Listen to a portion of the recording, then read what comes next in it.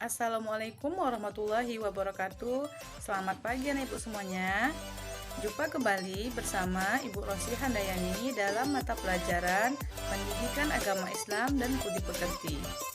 Berikut adalah video pembelajaran kita hari ini. Ibu harapkan Ananda memperhatikan video ini sampai selesai. Selamat menyaksikan.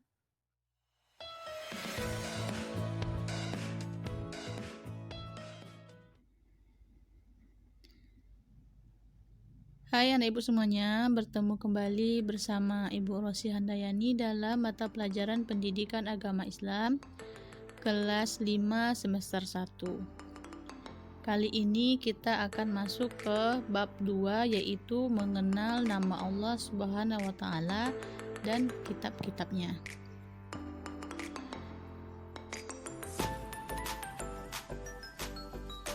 Adapun kompetensi dasar kita kali ini yaitu 1. Meyakini adanya Allah yang maha mematikan, maha hidup, maha berdiri sendiri dan maha esa. 2. Meyakini adanya kitab-kitab suci melalui rasul-rasulnya sebagai implementasi rukun iman. 3. Menunjukkan sikap berani, peduli, mandiri, dan teguh pendirian sebagai implementasi dari pemahaman makna Asmaul Husna, Al-Mumit, Al-Hayyu, Al-Qayyum, dan Al-Ahad. 4. Menunjukkan sikap percaya diri sebagai implementasi dari pemahaman makna dari diturunkannya kitab-kitab suci melalui rasul-rasulnya. 5. Memahami makna Asmaul Husna, Al-Mumit, Al-Hayyu, Al-Qayyum, dan Al-Ahad. 6. Memahami makna dari diturunkannya kitab-kitab suci melalui rasul-rasulnya sebagai implementasi rukun iman. 7. Membaca Asmaul Husna, Al-Mumit, Al-Hayyu, Al-Qayyum, dan Al-Ahad dengan jelas dan benar. Dan 8. Menunjukkan makna diturunkannya kitab-kitab suci melalui rasul-rasulnya sebagai implementasi rukun iman. Sebelum kita belajar, ada baiknya kita berdoa terlebih dahulu. Bismillahirrahmanirrahim. Raditu billahi rabba wa bil islami dina wa bi Muhammadin nabiyya wa rasula. Rabbi zidni ilma warzuqni fahma. Amin. Mudah-mudahan kita mendapatkan berkah dan ilmu yang bermanfaat dari Allah Subhanahu wa taala. Amin ya rabbal alamin. Adapun di bab kedua ini yang akan kita pelajari yaitu 1. Tentang Asmaul Husna, Al-Mumit, Al-Hayyu, Al-Qayyum, dan Al-Ahad.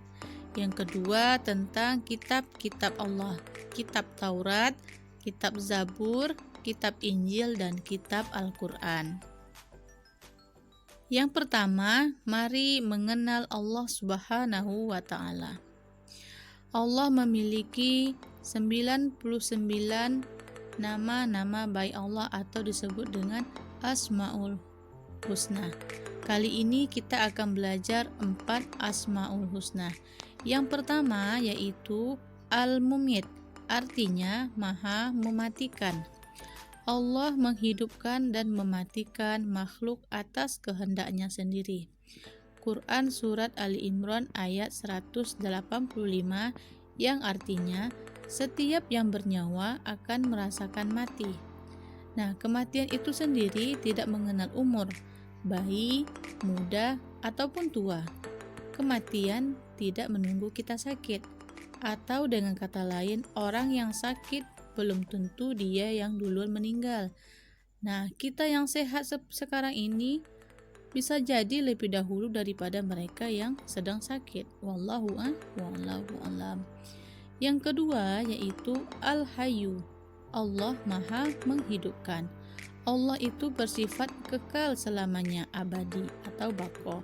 Allah memiliki kehendak atas makhluknya, seperti membangkitkan kembali pada waktu kiamat nanti. Nah, setelah kita dimatikan dan suatu saat nanti yaitu di hari kiamat kita akan kembali dihidupkan oleh Allah. Nah, itu Allah memiliki sifat Al-Hayyu atas kehendaknya sendiri.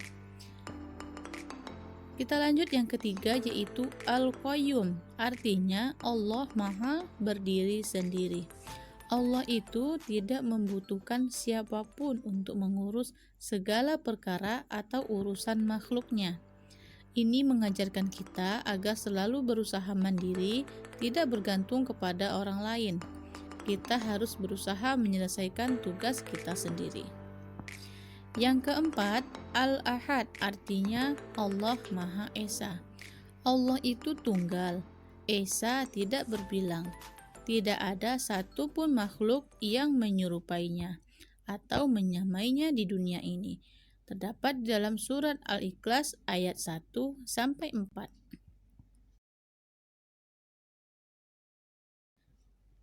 Yang berbunyi yaitu Bismillahirrahmanirrahim. Qul huwallahu ahad. Katakanlah Allah itu Esa atau satu. Allahus somad. Allah tempat meminta. Lam yalid wa lam yulad. Allah tidak beranak dan tidak pula diperanakkan. Wa lam yakul lahu kufuwan ahad. Tidak ada satupun yang menyerupainya. Quran surat Al-Ikhlas ayat 1-4. Baik, kita lanjut cara kita meneladani dan mengamalkan Asmaul Husna. Asmaul Husna Al-Mumit, cara kita meneladaninya yaitu rajin mendirikan sholat, membaca Al-Quran, mempelajari ilmu agama serta mengamalkannya, hormat dan patuh kepada orang tua dan guru. Mengapa kita melaksanakan ini semua? Karena kita yakin dan percaya suatu saat kita akan mengalami namanya mati. Nah, setelah kita mati nanti, apa yang harus kita bawa setelah mati yaitu amal ibadah kita. Yang kedua yaitu Al-Hayyu. Adapun cara kita meneladaninya yaitu menjaga kebersihan, menjaga kesehatan diri, bekerja memenuhi kebutuhan agar tetap hidup, rajin bersedekah. Nah, karena kita adalah makhluk hidup, maka kita juga harus menjaga kebersihan diri kita agar kita tetap sehat. Yang ketiga yaitu Al-Qayyum. Adapun cara kita meneladaninya yaitu membiasakan hidup mandiri, seperti merapikan tempat tidur sendiri, mengerjakan ulangan sendiri, mencuci piring habis makan, menyusun buku dan peralatan sekolah sendiri. Yang keempat yaitu Al-Ahad.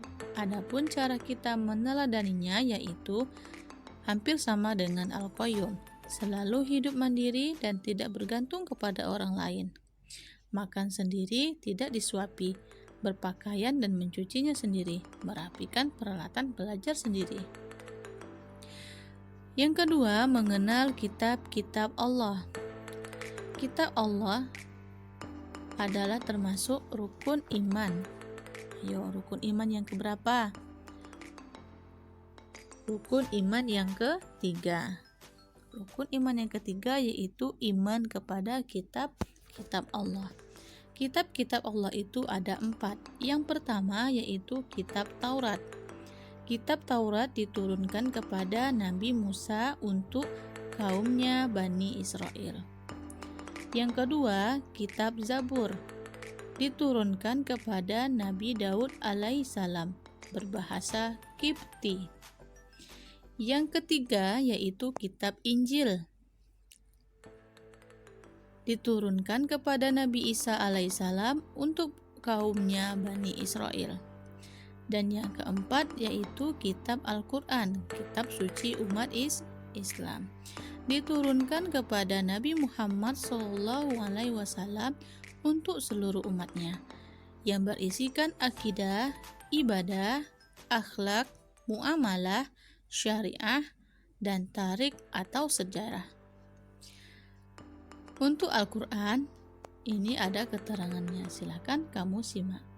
Al-Quran itu diturunkan secara berangsur-angsur. Nabi Muhammad menerima wahyu pertama di Gua Hiro. Surat Al-Alaq ayat 1-5. Sedangkan wahyu yang terakhir surat Al-Maidah ayat 3. Saat Nabi Muhammad SAW melaksanakan ibadah haji wada sesudah salat asar pada hari Jumat. Al-Quran diturunkan selama 22 tahun, 2 bulan, dan 22 hari. Al-Quran diturunkan pada tanggal 17 Ramadan dan disebut dengan Nuzulul Quran. Nama-nama lain dari Al-Quran. 1. Alkitab, artinya tulisan. 2. Al-Furqan, artinya pembeda. 3. Az-Zikru, artinya peringatan. 4. Al-Huda, artinya petunjuk. 5. Al-Mubin, artinya penjelas. 6. Al-Qalam, artinya firman Allah. Dan yang keenam, Asy-Syifa, artinya penyembuh atau obat. 3. Kitab Allah Subhanahu wa Ta'ala itu membawa ajaran terpuji. Apa saja perilaku terpuji yang diajarkan dalam kitab-kitab Allah? 1. Perilaku terpuji kepada Allah, yaitu menjalankan ibadah sholat tepat waktu, berdoa hanya kepada Allah, dan juga berpuasa. Yang kedua, perilaku terpuji kepada sesama manusia, yaitu sikap sopan santun, tolong menolong, kerjasama dalam kebaikan. Yang ketiga, perilaku terpuji kepada makhluk Allah lainnya. Contohnya, menjaga lingkungan, menyayangi lingkungan, menyirami tanaman agar tidak layu, memberi makan hewan peliharaan. Yang keempat, perilaku terpuji kepada diri sendiri, yaitu seperti menjaga kebersihan dan kesehatan diri, seperti mandi, menggosok gigi, dan makan makanan yang sehat.